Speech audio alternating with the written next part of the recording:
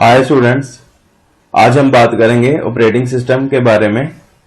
तो पार्ट 1 में operating system की ओर चलते हैं और इसमें हम स्टडी करेंगे what is operating system, user mode and supervisor mode, operating system के ऑपरेशंस के बारे में and types of operating system. So firstly what is operating system? Operating system क्या है, इसका मीनिंग क्या है? N operating system is an interface between a computer user and computer hardware. Operating system एक इंटरफेस क्रिएट करता है computer and computer hardware के बीच में। And operating system is a software which perform all the basic task. जो भी basic task है like आप operating system में लाइक फाइल को मैनेज करना, मेमोरी को मैनेज करना, जो हम प्रोसेस चला रहे हैं या जो प्रोसेस आ रहे हैं मल्टी प्रोसेसेस को मैनेज करना, इनपुट आउटपुट को हैंडल करना, पेरिफेरल्स को कंट्रोल करना। पेरिफेरल्स मीन्स लाइक आपके कीबोर्ड हो गया, माउस हो गया या कुछ और भी आप एडिशनल लगाते हो, प्रिंटर्स को हैंडल करना। तो इस तरह के जो बेसिक टास्क हैं वो ऑपरेटिंग सिस्टम आपका परफॉर्म करता है। Some popular operating system include Linux operating system, window operating system, VMS, OS 400, AIX, ZOS। तो इस तरह के काफी सारे ऑपरेटिंग सिस्टम है। मेनली हम इसमें यूज करते हैं Windows operating system and Linux. Linux both आपका सर्वर एंड क्लाइंट दोनों के लिए यूज होता है। ये आप इसका डायग्राम देख सकते हैं। हार्डवेयर, यूजर और इंटरफेस में आप ऑपरेटिंग सिस्टम को देख सकते हैं। ऑपरेटिंग सिस्टम एक सिस्टम सॉफ्टवेयर है। नेक्स्ट आपका सुपरवाइजर एंड यूजर मोड। दो तरह के मोड होते हैं बिकॉज यूजर से प्रोटेक्ट करने के लिए कुछ रिस्ट्रिक्शन लगाई जाती है ऑपरेटिंग सिस्टम की तरफ से ताकि यूजर उसको कुछ चेंजेस ना कर सके। The unrestricted mode is called supervisor mode और kernel mode and the restricted one is called user mode. User mode अगर हम यूज करते हैं तो इसमें क्या है, कुछ रिस्ट्रिक्शंस होती हैं। जैसे विंडो ऑपरेटिंग सिस्टम क्या है आपका, मोस्टली यूजर मोड है, आप उसमें ज्यादा चेंजेस नहीं कर सकते। बट जो आपका लाइनक्स है वो एक तरह से सुपरविजन मोड में काम करता है, वो आप उसमें काफी सारे चेंजेस कर सकते हो। The operating system runs in kernel mode or supervision mode. It is protected from the user tampering by the hardware, whereas compiler and editor runs in user mode. तो इस तरह से user mode and supervision mode को define किया गया है। तो मैंने आपको बता ही दिया है कि सुपरविजन मोड होता है, इसमें हम कुछ चेंजेस कर सकते हैं ऑपरेटिंग सिस्टम के साथ, बट यूजर मोड में हम नहीं कर सकते। User mode does not allow operation like write to random memory to protect program from one another. Next आपको operating system operations and functions. An operating system is a construct that allow the user application program to interact with the system hardware. Operating system के कुछ basic functions and operations है। Operating system क्या करता है, user को allow करता है application को कंस्ट्रक्ट करने के लिए एंड हार्डवेयर से इंटरेक्ट भी करवाता है। Operating system by itself does not provide any function but it's provide eight atmosphere in which different application and program can do useful work। वो कह रहे हैं कि ऑपरेटिंग सिस्टम कोई एप्लीकेशन नहीं है या वो कोई सर्विस प्रोवाइड नहीं करता अपनी तरफ से, बट ये एक एटमॉस्फेयर प्रोवाइड करता है जिसमें आप डिफरेंट एप्लीकेशंस को रन करवा सकते हो। The major operation of the operating system are process management, memory management, device management and file management. इन्होंने 4 तरह के मेन फंक्शंस इसके बताए हैं। वन बाय वन हम इसमें थोड़ा सा पढ़ लेते हैं। What is firstly है process management. What is process management?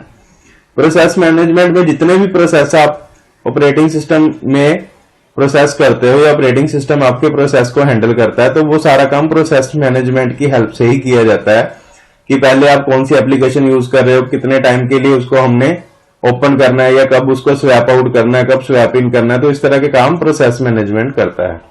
Memory management, जितनी भी मेमोरी है उसमें कौन सी मेमोरी देनी है, कब देनी है, तो कितनी लिमिट होगी उस मेमोरी की, वो सारे काम मेमोरी मैनेजमेंट में होते हैं।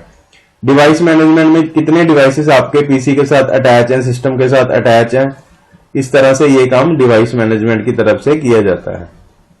फाइल मैनेजमेंट में हम देखते हैं फाइल्स के बारे में, जितने भी हमारे फोल्डर्स हैं, फाइल्स हैं, कहां पे पड़ी हैं, क्या उसका लिंक है, तो इस तरह के काम फाइल मैनेजमेंट की तरफ से किया जाता है।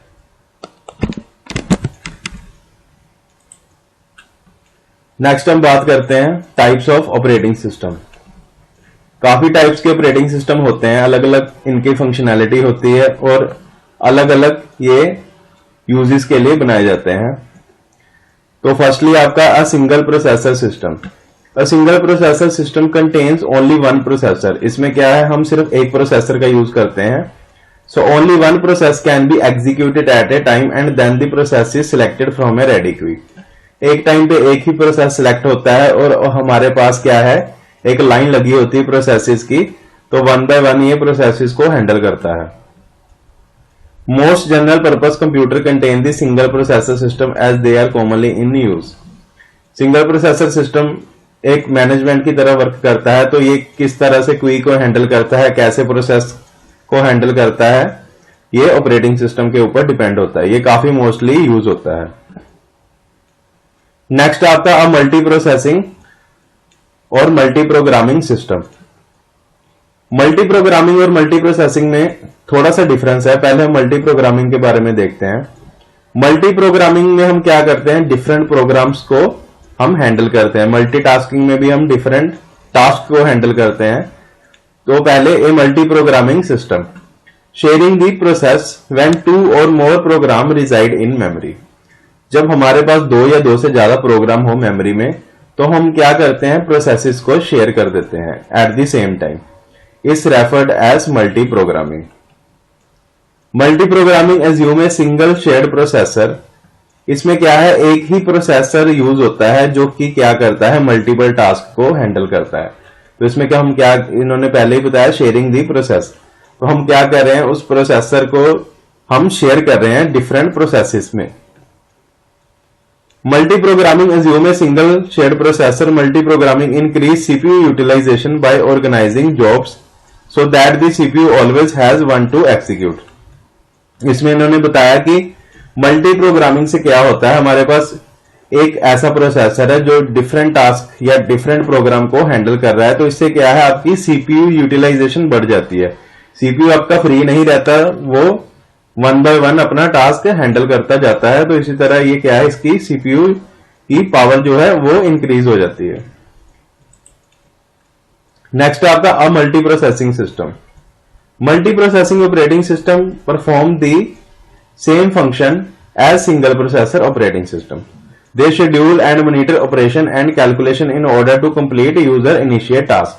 मल्टी प्रोसेसिंग में हम क्या कर रहे हैं, मल्टी प्रोसेसिंग में operating system perform same function करता है जो ही सिंगल प्रोसेसर में। इसमें क्या है, मल्टी प्रोसेसिंग हो जाती है। The difference is that multi processing operating system divide the work up into various sub task and then assign the sub task to different central processor unit. इसमें क्या है, आपके दो या दो से ज्यादा सीपीयूज हो सकते हैं, तो हम इसको मल्टी प्रोसेसिंग बोलेंगे। इसमें क्या है, ये एक शेयर मेमोरी है, जो जितने भी टास्क हम यूज करते हैं या जितने भी प्रोग्राम हम यूज कर देते हैं वो मेन मेमोरी में हमारे जाते हैं। तो सीपीयू, अगर हमारे पास एक सीपीयू है तो वो क्या करेगा, उसमें से टास्क लेगा, उसको प्रोसेस करेगा एंड आउटपुट कर देगा। अगर हमारे पास मल्टीपल सीपीयूज हैं तो ये क्या है, आपका टास्क डिवाइड हो जाएगा डिफरेंट सीपीयूज में। इससे क्या आपकी स्पीड काफी इंक्रीज हो जाएगी। अब multi processing operating system need a mechanism for the processor to interact with one another as they schedule task and coordinate their completion. तो इसमें इन्होंने ये बताया कि मल्टी प्रोसेसर ऑपरेटिंग सिस्टम को मैकेनिज्म चाहिए होता है जो कि प्रोसेस को या शेयर्ड मेमोरी को इंटरेक्ट करे और मैनेज करे। ठीक है, तो इस तरह से मल्टी प्रोसेसिंग में क्या है, हमारे पास डिफरेंट प्रोसेसर होते हैं और टास्क को डिवाइड करके अपना काम कंप्लीट करते हैं।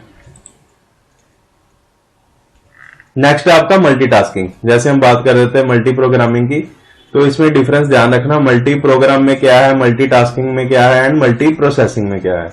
मल्टीटास्किंग जो हम पढ़ने वाले हैं और मल्टी प्रोग्रामिंग, ये मोस्टली इसमें ज्यादा डिफरेंस नहीं है। बट मल्टी प्रोसेसिंग में क्या है, हमारे पास डिफरेंट प्रोसेसर होते हैं, टू या टू से ज्यादा। In multitasking more than one task are executed at the same time. Multitasking में क्या है, आपका एक या एक से ज्यादा टास्क सेम टाइम पे होता है। In this technique, the multiple tasks, also known as processes, share common processing resource such as a CPU. इसमें क्या है, सीपीयू एक ही होता है, तो सीपीयू क्या है, आपके मल्टी टास्क को परफॉर्म करता है। हमें लगता है कि ये सेम टाइम पे हो रहा है, लेकिन ये काफी स्पीड पे होता है और हमें ऐसा लगता है कि ये एक टाइम पे डिफरेंट प्रोसेसेस कंप्लीट हो रहे हैं। The multitasking system were developed to provide interactive use of computer system. जो मल्टीटास्किंग सिस्टम है ये डेवलप किया गया है इंटरेक्टिव मीन्स अच्छे तरीके से कंप्यूटर सिस्टम या इंटरेक्टिव यूज के लिए हम कंप्यूटर सिस्टम को यूज करें। This system use the CPU scheduling and multi programming to provide each user with a small portion of a time shared computer. इसमें ये बता रहे हैं कि जो ये सिस्टम है वो सीपीयू शेड्यूल करता है and multi programming to provide each user, and हर एक यूजर को क्या है मल्टी प्रोग्रामिंग की फैसिलिटी प्रोवाइड करता है। Small portion of a time shared computer, तो स्मॉल पोर्शन में काफी कम टाइम पे आप डिफरेंट टास्क को हैंडल कर सकते हो थ्रू ऑपरेटिंग सिस्टम। लाइक इन्होंने एग्जांपल में बताया म्यूजिक, एक्सेल, ब्राउजर। अगर आपने ये तीनों चीजें ओपन की है, सीपीयू इसको वन बाय वन ही हैंडल करेगा, बिकॉज वन सीपीयू एक टाइम पे एक ही टास्क को हैंडल करेगा। लेकिन ऑपरेटिंग सिस्टम इतना एफिशिएंट है कि ये मल्टीटास्किंग काम कर सकता है। ये इतनी स्पीड पे काम करेगा, जैसे लाइक 3 सेकंड इसको दे दी, 3 इसको, 3 इसको, तो ये क्या है 3-3 सेकंड इसको वर्क करता जाएगा। आपको ऐसा लगेगा कि ये सेम टाइम पे ही हमारा काम हो रहा है। नेक्स्ट है आपका parallel processing system. Parallel processing system are design to speed up the execution of program by dividing the program into multiple fragment. तो पैरेलल प्रोसेसिंग सिस्टम में क्या है, ये भी आपका जैसे मल्टी प्रोसेसिंग सिस्टम था ऐसे ही पैरेलल प्रोसेसिंग सिस्टम है। इसमें क्या है, आपके अलग अलग सेगमेंट्स हो सकते हैं, आपके अलग अलग टर्मिनल्स हो सकते हैं, पीसी हो सकते हैं, जिसमें हम क्या है डिफरेंट सीपीयू की हेल्प से टास्क को कंप्लीट करते हैं। Parallel processing system are design to speed up the execution of program. इससे काफी इसकी स्पीड एग्जीक्यूशन स्पीड बढ़ जाती है किसी प्रोग्राम की, bye dividing the program into multiple fragments and processing these fragments simultaneously. और इसमें क्या है, जो हम टास्क या जॉब देंगे वो साइमल्टेनियसली वर्क करेगी। तो इसमें जैसे आप एग्जांपल पे देख सकते हो, सीपीयू 1 में पहले जॉब 1 हो रही है, फिर 2, फिर 3, फिर 4।